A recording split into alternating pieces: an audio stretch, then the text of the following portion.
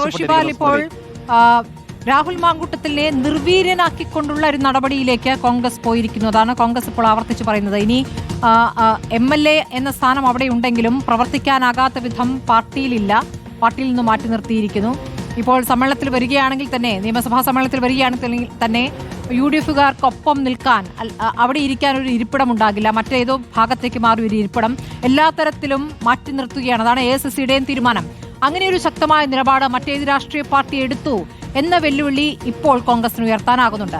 അതോടൊപ്പം CPM ഇപ്പോൾ അതേ വിഷയം ഉയർത്തിപ്പിടിച്ച് മുന്നോട്ട് പോവുകയാണെങ്കിൽ ഞങ്ങളുടെ പക്കലും തെളിവുണ്ട് എന്നാണോ റോഷിപാൽ ഇപ്പോൾ PD സതീശൻ ഉദ്ദേശിച്ചത്? അങ്ങനെ എന്തെങ്കിലും തെളിവുകളുടെ അടിസ്ഥാനത്തിൽ തന്നെയാണോ ഈ രോഷപ്രകടനം?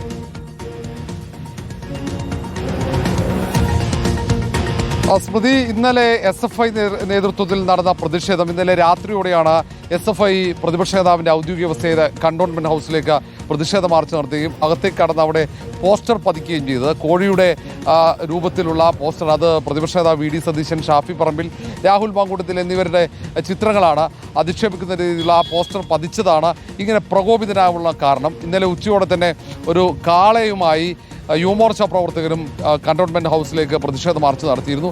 ഇതൊക്കെ പ്രതിപക്ഷ നേതാവിനെ പ്രകോപിപ്പിച്ചിട്ടുണ്ട്. അതിൻ്റെ ഒക്കെ ഭാഗമായിട്ടാണ് ഇങ്ങനെ കൃത്യമായി വലിയ രൂക്ഷമായ രീതിയിലുള്ള വിമർശനവും വെല്ലുവിളിയും പ്രതിപക്ഷ നേതാവിൻ്റെ ഭാഗത്തുനിന്നുണ്ടായത്. നേരത്തെ യൂത്ത് കോൺഗ്രസിൻ്റെ സംസ്ഥാന അധ്യക്ഷനായിരുന്ന രാഹുൽ മാങ്കൂട്ടത്തിനെതിരെ പുറത്തു വന്ന ലൈംഗികാരോപണങ്ങൾ, സമാനമായ തെളിവുകൾ ശേഖരിക്കാനുള്ള ഒരു ശ്രമം കോൺഗ്രസ് നേതാക്കളുടെ ഭാഗത്തുനിന്ന് ഉണ്ട്. അങ്ങനെ എന്തെങ്കിലും ചിലപ്പോൾ തെളിവുകൾ പ്രതിപക്ഷ നേതാവിന് ലഭിച്ചിട്ടുണ്ടാകാം. അതായിരിക്കാം പ്രതിപക്ഷ നേതാവ് പറയുന്ന വാർത്ത. പക്ഷേ അതുമായി ബന്ധപ്പെട്ട് കൂടുതൽ വ്യക്തത വരുത്താൻ നേതാക്കൾ തയ്യാറായിട്ടില്ല. പല നേതാക്കളുമായി സംസാരിക്കുമ്പോൾ ആ കാര്യത്തിലൊരു വ്യക്തതയില്ല.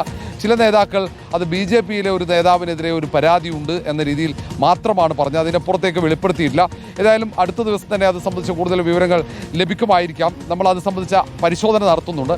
ഇപ്പോഴൊരു വ്യക്തമായ വിവരങ്ങൾ ലഭ്യമാക്കാൻ കോൺഗ്രസ് നേതൃത്വം തയ്യാറായിട്ടില്ല. ചില സൂചനകൾ തന്നിട്ടുണ്ട്. അത് സംബന്ധിച്ച അന്വേഷണം നമ്മളും നടത്തുന്നുണ്ട്. ഏതായാലും ഏറെ വൈകാതെ അത് സംബന്ധിച്ച വിവരങ്ങൾ പുറത്ത് കൊണ്ടുവരാൻ സാധിക്കുമെന്നാണ് പറയുന്നത്. ഒരു ഭയവുമില്ല എന്ന് MV ഗോവിന്ദൻ പറയുന്നുണ്ട്.